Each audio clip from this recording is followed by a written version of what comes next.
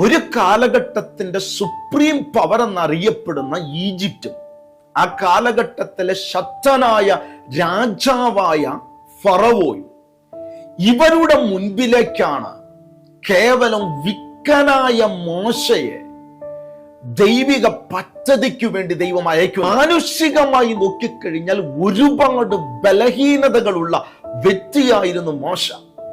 എന്നാൽ ദൈവം അവനെ അയച്ചപ്പോൾ ഒരു വാക്ക് അവനോട് പറഞ്ഞു, ഞാൻ ആകുന്നവൻ, ഞാൻ ആകുന്നു എന്നുള്ളവൻ നിന്നോട് കൂടെയിരിക്കും. അർത്ഥാൽ ഉണ്ടാകട്ടെ എന്ന വാക്കിനാൽ സകലത്തെയും ഉള്ളതുപോലെ വിളിച്ചു വരുത്തിയ ദൈവമായിരിക്കും നിന്റെ ബാക്കപ്പ്.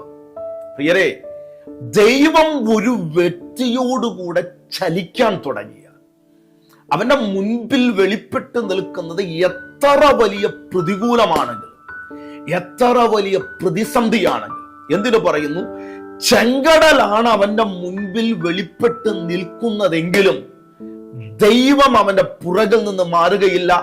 അവന്റെ ആവശ്യ സമയത്ത് ദൈവം അവന് മുൻപായി ചലിക്കുവാനിടയായിത്തീരും.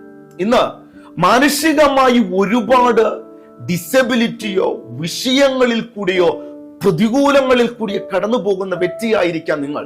എന്നാൽ ഒരു കാര്യം നിങ്ങൾ മറന്നു പോകരുത്, ഉണ്ടാകട്ടെ എന്ന വാക്കിനാൽ സകലത്തെയും ഉള്ളതുപോലെ വിളിച്ചു വരുത്തിയ ദൈവമാണ് നിങ്ങളോട് കൂടെയുള്ളത്.